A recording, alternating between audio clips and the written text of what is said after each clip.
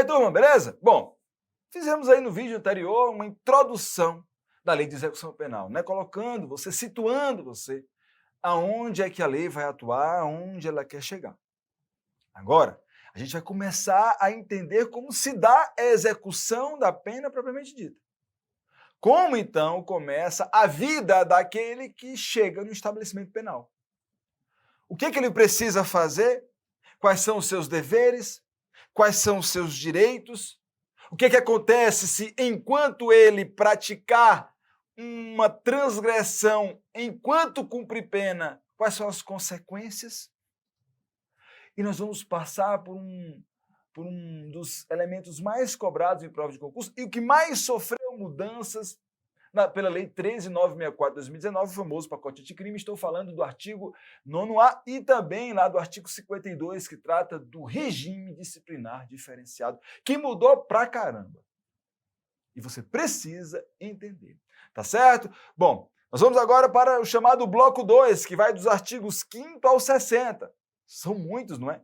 Então nós vamos ter vários vídeos sobre o bloco 2, que vai do artigo 5º ao 60, mas eles são importantes e sendo estudados num contexto só, tá bom? Vem comigo então, vamos tratar do condenado e do internado, o que é que a lei tem a nos dizer. Os condenados serão classificados segundo os seus antecedentes e personalidade, para orientar a individualização da execução penal, né? Claro, ele recebeu uma sentença condenatória.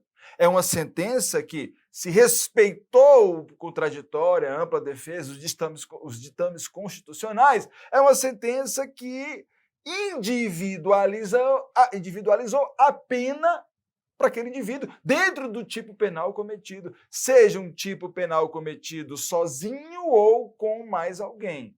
Mas a pena foi para ele, foi individual, para respeitar o princípio constitucional da individualização da pena.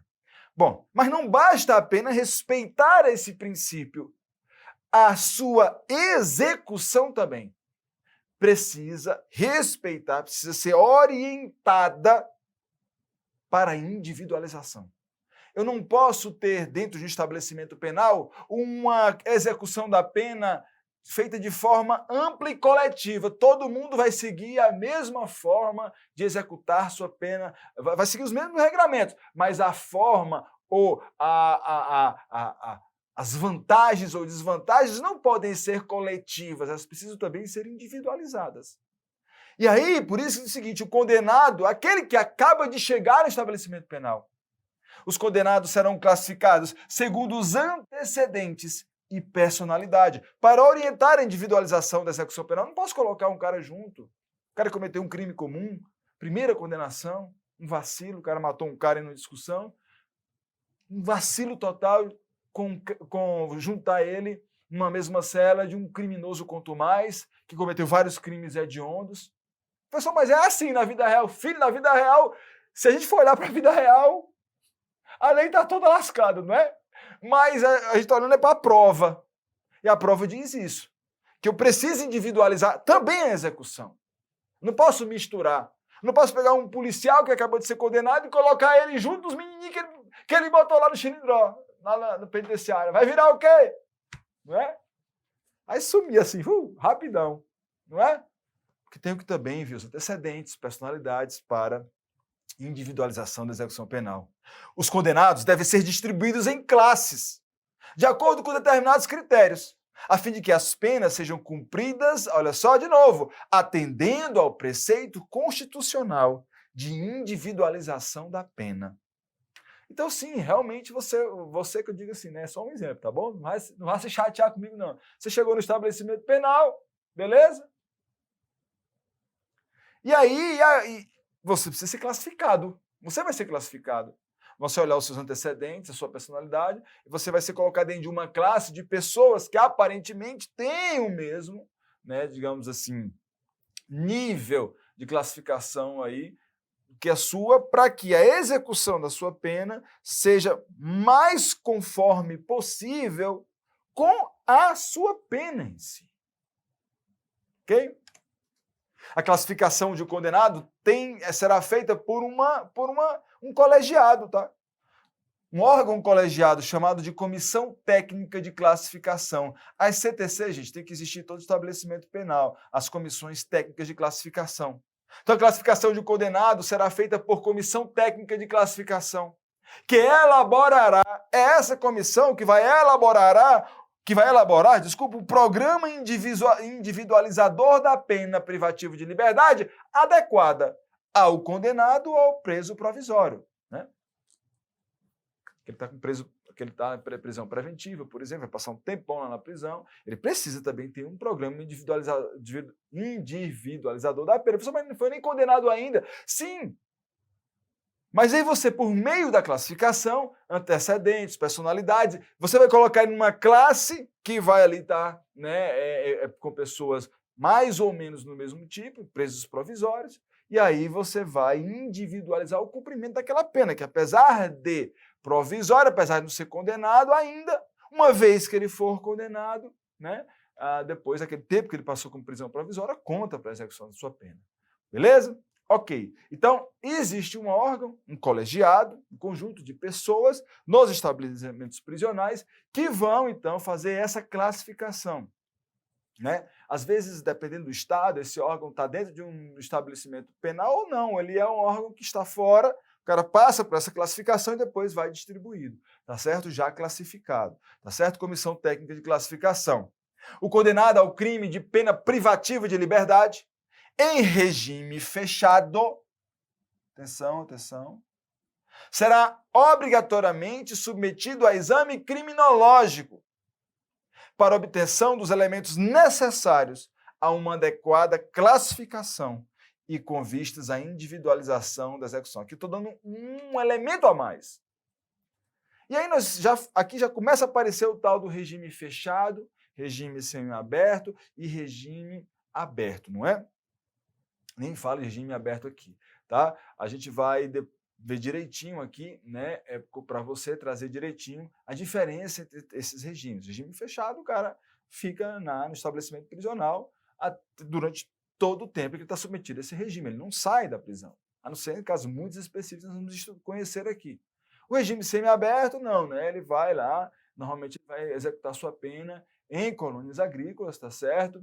E aí pode tem uma flexibilização maior. O regime aberto ele vai no patronato, ou então ele vai lá em cumprimentos de pena de limitação, enfim, nós vamos estudar esses regimes de uma forma mais tranquila, mais na frente. O que você precisa saber é o seguinte: o cara que é condenado a regime fechado, que aí são crimes mais graves, bem mais graves, ele vai ser individualizado, né? Vai ser classificado. E para a classificação, ele obrigatoriamente vai submeter a exames criminológicos. Já o condenado ao cumprimento de regime de pena privativa de liberdade em regime semiaberto, esse exame criminológico é facultado. Facultado. Beleza? Então, já temos uma regra aqui importante, né? A classificação vai acontecer para todos. Aquele que foi condenado para cumprir sua pena em regime fechado, este obrigatoriamente será submetido a exame criminológico. O que foi condenado a regime semiaberto, esse exame é facultado. E que vai começar no regime aberto? Pessoal, nem tem que se falar nisso, não precisa, não será submetido a esse exame criminológico. O facultado obrigatoriamente, o regime fechado obrigatoriamente, desculpa. E quem foi submetido a regime semiaberto, aí é facultado a ele o exame criminológico, ok? E aí a gente vai para o importantíssimo artigo 9º. Por que esse artigo é importante? Porque esse artigo ele traz mais uma exigência. Não agora para... Também serve para classificação e individualização da pena, mas também para alimentar um importante banco de dados aí, e isso faz toda a diferença aí no âmbito da execução penal. Falando do banco de dados aí, né, que vai, onde tem os perfis genéticos daqueles que cometem crimes bem mais graves, tá? E o artigo 9º não é importante também só por isso. Ele é importante também para fins de prova. Por quê? Porque recebeu modificações, né, atualizações aqui na Lei 13.964. Sempre que eu falar na Lei 13.964, gente, já sabe, é o pacote anticrime. Tá certo? Lei 13.964/2019. Sempre que eu colocar esta lei, escrever ou citá-la, você já fique ligado, porque tem mudança e quando tem mudança, se for CESP, então, adora mudança, é boa de prova. Então, o artigo 9º nos diz o seguinte, que os condenados por crime praticado dolosamente, ou seja, cometi o crime com a vontade de obter o resultado, os crimes cometidos por os condenados por crime praticado dolosamente, com violência de natureza grave contra a pessoa, ou por qualquer dos crimes previstos no artigo 1º da Lei 8.072 de 90, os crimes hediondos, aí você para aqui, agora a gente para, quero que você entenda aqui, nós vamos ver uma regra de uma obrigatoriedade para determinados criminosos, determinados condenados. Olha, eu estou falando de duas espécies de condenados. Aquele que foi condenado por crime praticado dolosamente com violência de natureza grave contra a pessoa, esse é um tipo de figura, cometeu um crime doloso com violência grave contra a pessoa. E eu estou falando de outro elemento, aquele que cometeu qualquer dos crimes previstos no artigo 1º da Lei 8.072, crimes hediondos. Então, duas espécies de figura perigosas aí, né? O cara que cometeu crime doloso com violência grave contra a pessoa. Ou aquele cara que cometeu um crime hediondo. E os crimes hediondos estão todos previstos no artigo 1º da Lei 8.072, tá? Não existe outro crime hediondo que não aqueles da Lei 8.072, que ela traz um rol taxativo de crimes considerados pela legislação brasileira como hediondos, não considerado pela sua cabeça, nem pela cabeça de um magistrado, não. Olha, esse crime aí eu acho que foi muito cruel, ó. Esse é um crime hediondo. Não é você que vai dizer, nem o magistrado. Nem magistrado vai tirar a hediondez de crime, não. É a lei que diz quais são os crimes que são hediondos e se você quiser incluir algum deles, o Congresso vai ter que incluir no rol do artigo 1º da Lei 8.072. Então, se o cara cometeu qualquer dos crimes hediondos ali previstos, ou cometeu um crime doloso, com violência grave contra a pessoa, ele obrigatoriamente será submetido à identificação do perfil genético, mediante extração de DNA, por técnica adequada e indolor. Só essa primeira coisa, que não tem mudança promovida pela Lei 13.964, não, tá? Mas só esse artigo 9º já é um parque de diversão para a banca. Porque ela pode tirar o dolosamente daí, ela pode incluir os crimes equiparados aos hediondos, o que está errado. Quais são os crimes equiparados aos crimes hediondos? TTT, tráfico de drogas, tortura e terrorismo. Esses são equiparados a hediondos, mas não são hediondos. E quem comete um crime equiparado a hediondo não será, só por ter cometido esse crime, obrigatoriamente submetido à identificação de perfil genético, não, tá? Equiparado a hediondo, não. Mas um dos hediondos, ou mais dos hediondos, do artigo 1º da Lei 8.072, esses sim serão obrigatoriamente identificados, né, submetidos à identificação do perfil genético. Como é que faz isso? Por meio de extração de DNA. E para não machucar o neném, por meio de técnica adequada e indolor.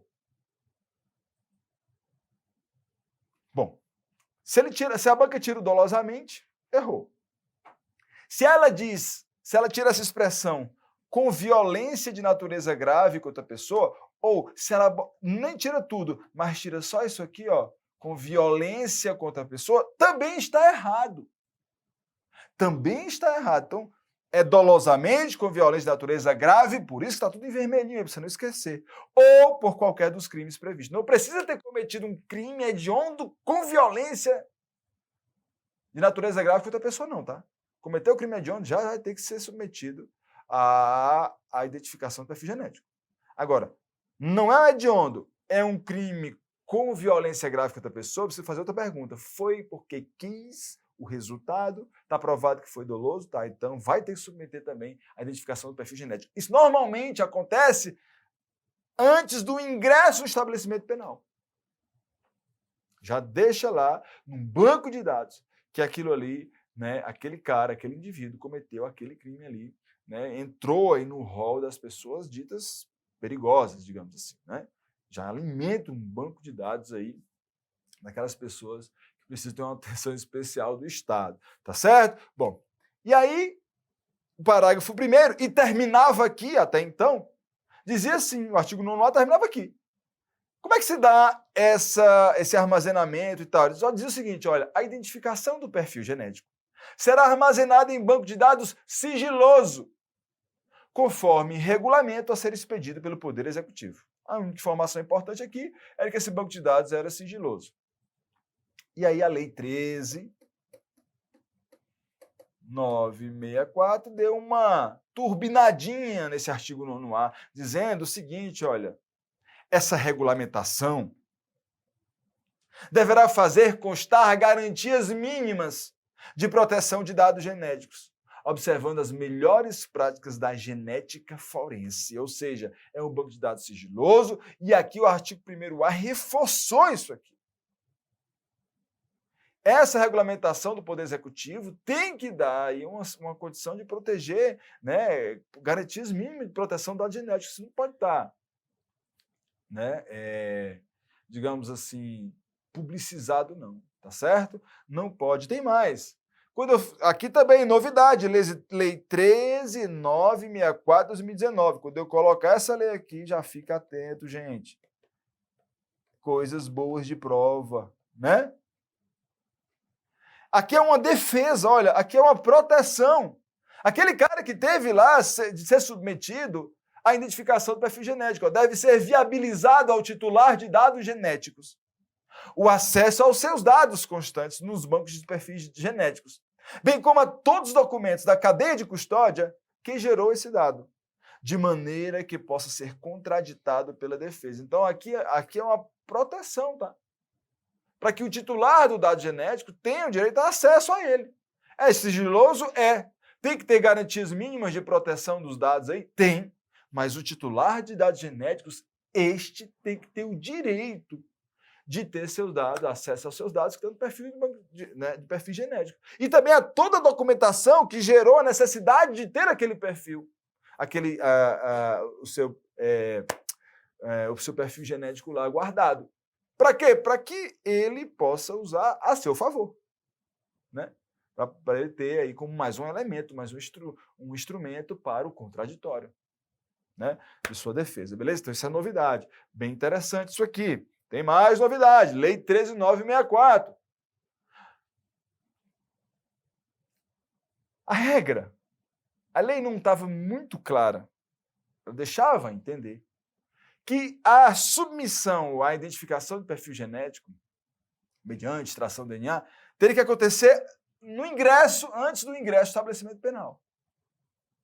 Então, isso estava meio que subtendido. A questão é, alguns condenados não eram, por questões até logística, ou questões técnicas, ou questões de limitação do Estado, não submetia esse perfil genético no ingresso. E ingressava ao estabelecimento prisional sem ter submetido à identificação do perfil genético. O que é que os advogados alegavam? O meu cliente não foi submetido no ingresso, então não vai mais submeter ao perfil. Perdeu, Playboy. Estado, a tua chance era de submeter aí, de extrair o DNA do meu cliente antes dele ingressar no estabelecimento prisional. Agora ele já está lá dentro.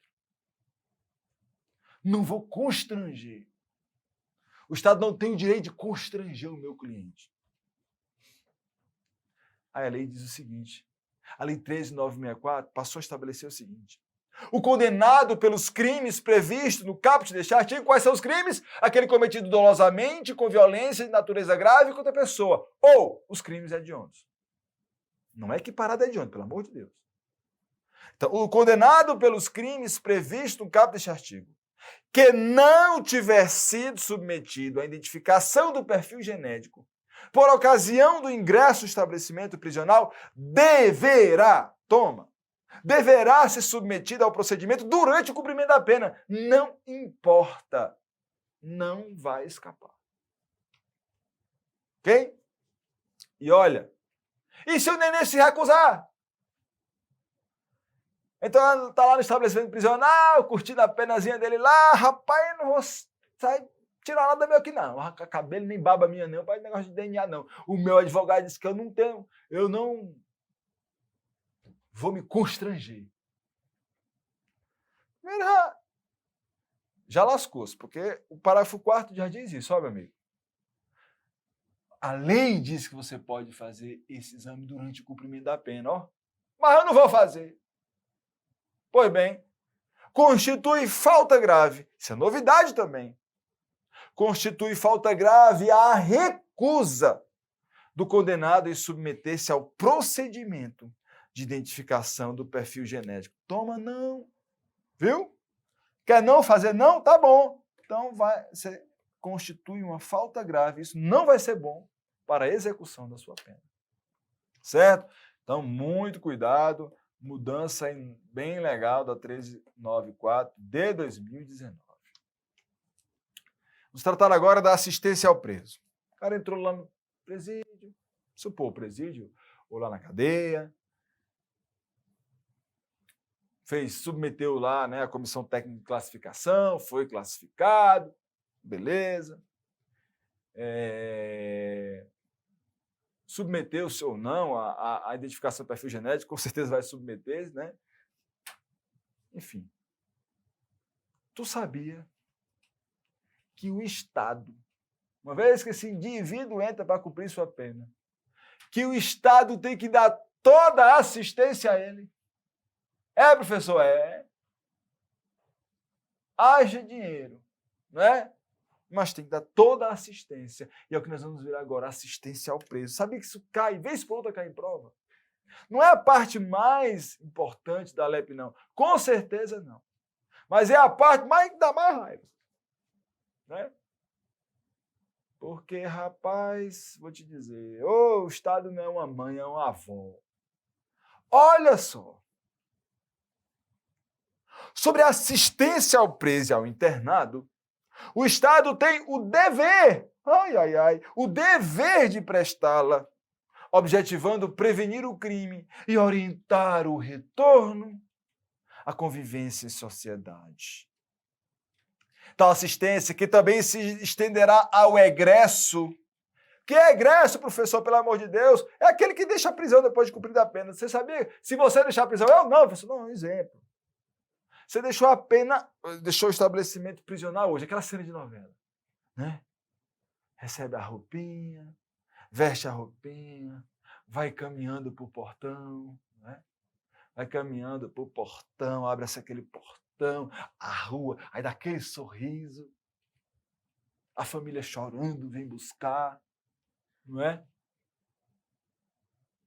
Pois bem, deixei de ser preso, deixou, mas agora é um egresso. Vai ser um egresso. O egresso é aquele que deixa a pena.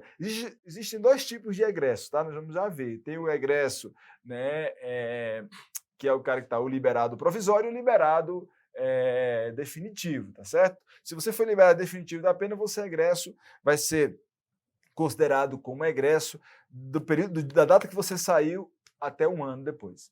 Depois você deixa de ser egresso, tá bom? E o liberado que foi liberado da prisão por um livramento, por liberdade provisória, né? Uma condicional, tá certo? Na verdade, é condicional, né? Ele vai ser dado como egresso durante todo o período de prova, né? Enquanto ele ficar fora do estabelecimento prisional. Beleza? Mas a gente vai falar sobre o egresso já na frente. O que eu estou dizendo para você é o seguinte, que o Estado vai se preocupar tanto com aquele que está preso, condenado, internado, como também com o egresso, sabia? Para que os bichinhos voltem ao convívio com a sociedade. Né? Essa é a preocupação do Estado, é por isso que o Estado gasta um bocado de dinheiro, né? Para que todos aqueles que saiam felizes para sempre. E olhem para vocês, olha, eu saí. Estou completamente recuperado. Né? O presídio me deu todas as condições de me tornar um ser humano melhor, né? Pessoal, estou brincando aqui, viu, pessoal, para você não esquecer, porque tem gente que briga comigo, diz assim, professor, o senhor está aí fazendo pouco dos direitos humanos, professor, como é que um professor pode brincar com essas coisas? Estou brincando, não, falando sério, certo? Era bom mesmo, todos eles saíssem, olha, lindos e maravilhosos, né? Infelizmente, não é o que acontece. Mas saiba que o Estado fará tudo para isso acontecer. Tudo. Porque vai dar uma assistência material, à saúde, jurídica, educacional, social e religiosa. E tu quer ver como é que isso funciona? Olha aí. Olha a marmota, como é? A lei. Assistência material, o que é isso? Vamos lá. Assistência material ao preso, e as bancas gostam de questões recentes agora, fica trocando assistência material com religiosa, com educacional, para ver se você deu uma lida nessa parte, que muita gente pula essa parte, sabia? Não, esse negócio de assistência cai não. Isso é só para o cara que vai fazer lá para assistência social, de presídio, sei o quê, defensor público. Aí tu pega as provas de agente penitenciário, só o que tem é questão disso aí. Acredita nisso. Pois bem. Assistência material ao preso e ao internado consistirá no fornecimento de alimentação, vestuário e instalações higiênicas. Uau! E olha aí, olha, o estabelecimento prisional disporá de instalações e serviços que atendam aos presos nas suas necessidades pessoais, além de locais destinados à venda de produtos e objetos permitidos e não fornecidos pela administração. Você lê essa assistência material assim, né? Você faz essa leitura assim, para lembrar assim, meu Deus, os bichinhos, o cara matou 10, ele precisa estar bem alimentado, vestido, né? Papel higiênicozinho, bonitinho, dupla face preferencialmente, tá certo? E ainda tem que atender todas as necessidades pessoais dele, viu? Assistência à saúde. Essa, olha só. Olha que lindo. Assistência à saúde do preso e do internado de caráter preventivo e curativo. Compreenderá atendimento médico, farmacêutico e odontológico. Por isso que muitos deles não querem nem sair de lá, né? Os dentes aí estão estragados, aí o Estado vai botar a chapa, tudo vai estar aparelho, né? Que é um direito, tá certo? Todos ruinzinhos da coração, não sei o quê, diabetes, não sei o que, o Estado vai gastar no atendimento médico, farmacêutico e odontológico. Quando o estabelecimento penal não estiver a par, olha só, hein? Estabelecimento penal, tu se cuida para prestar atendimento médico, odontológico e farmacêutico aos rapazes e às moças. Né? Quando o estabelecimento penal não estiver, porque se você, estabelecimento penal, não estiver aparelhado para prover a assistência médica necessária, esta será prestada em outro local, olha não, mediante a autorização da direção do departamento. Interessante que o negócio é tão bom que não precisa nem o juiz da execução penal autorizar não, velho. Se o bichinho, se não tem dentista lá na penitenciária, os dentes tudo estragados. Se não tem dentista na penitenciária, vai ter que levar para outro local. E não precisa, né? Não precisa o juiz da execução penal autorizar, não. É o diretor do estabelecimento. Pensou? Negócio desse? Mas é.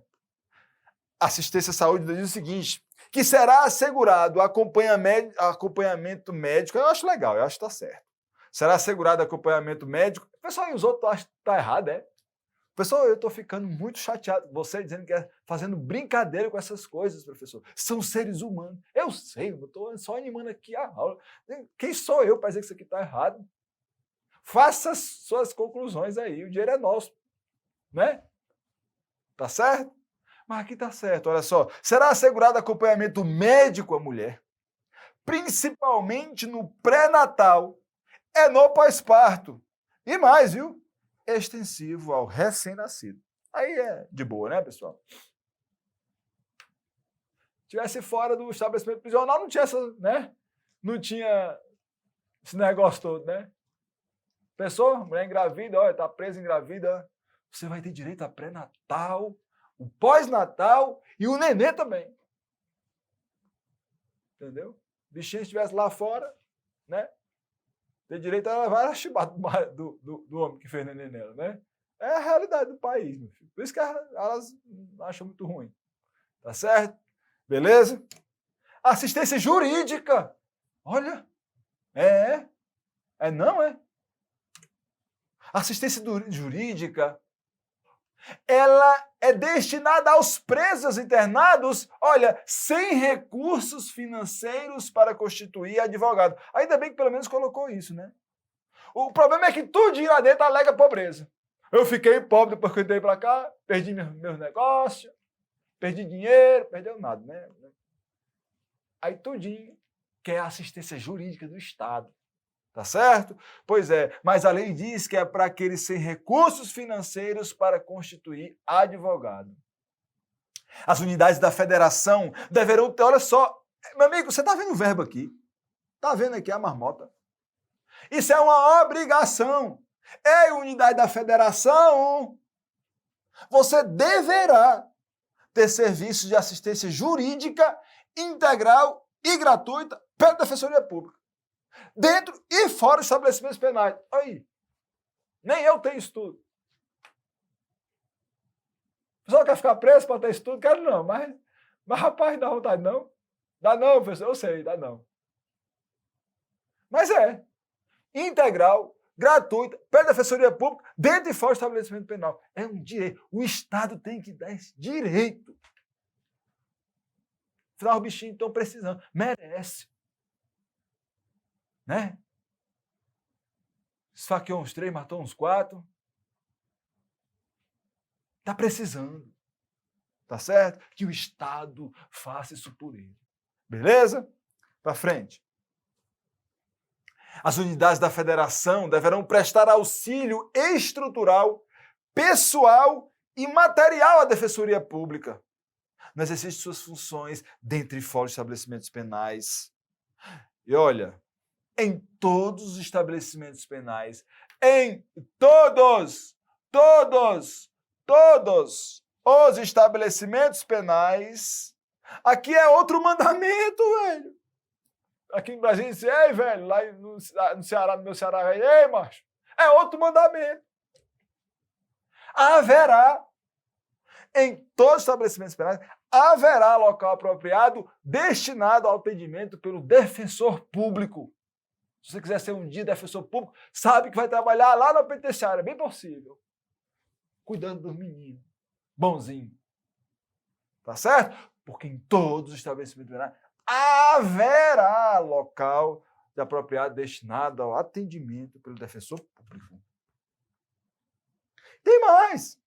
Fora dos estabelecimentos penais, serão implementados núcleos especializados da Defensoria Pública, olha, para a prestação de assistência jurídica integral e gratuita aos réus, sentenciados em liberdades, egressos e seus familiares, sem recursos financeiros, mas só para aqueles que não têm recurso financeiro para constituir advogado, viu? Rapaz, é um negócio.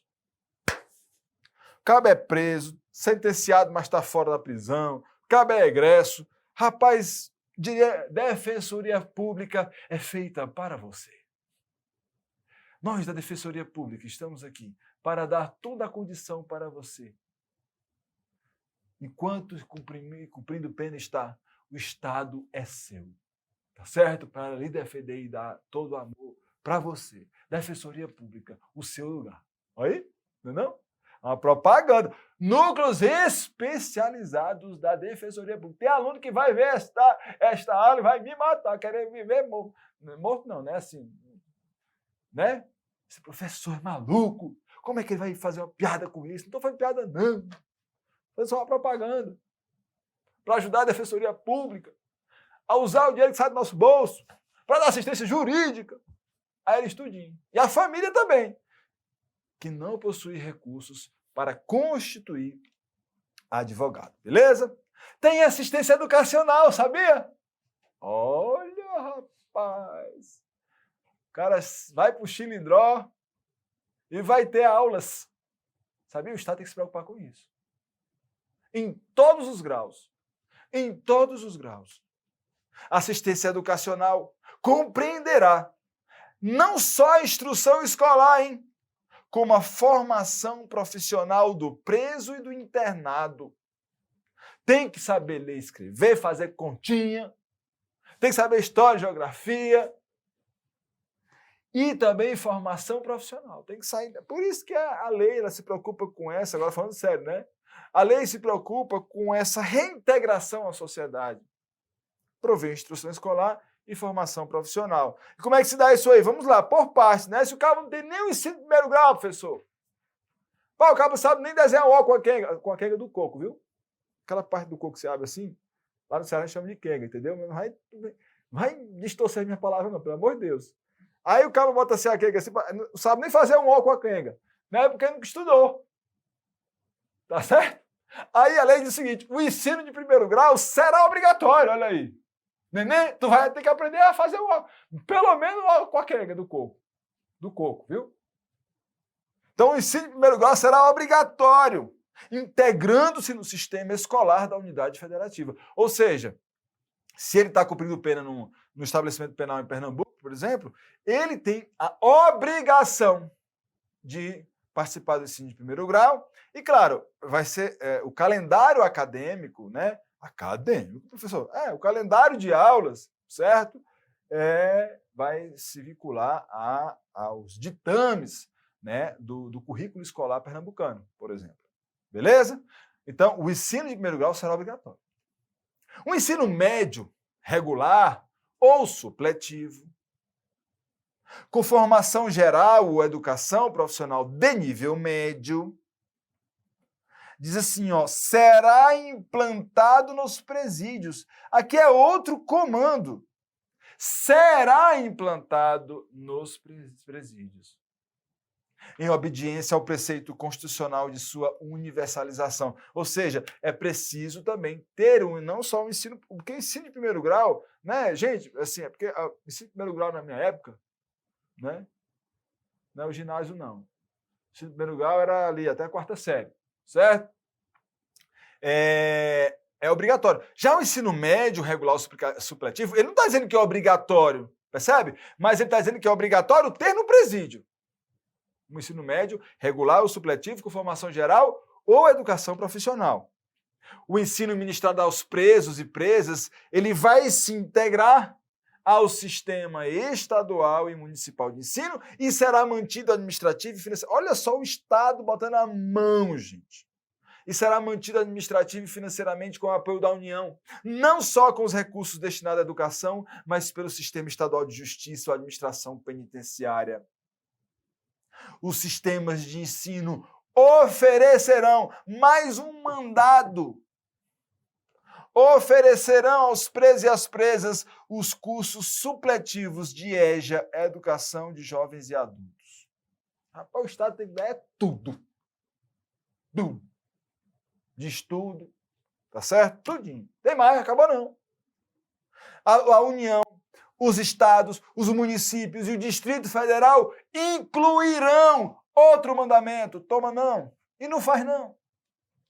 Incluirão em seus programas de educação à distância e de utilização de novas tecnologias de ensino o atendimento aos presos e às presas, ou seja, eles não podem ficar de fora.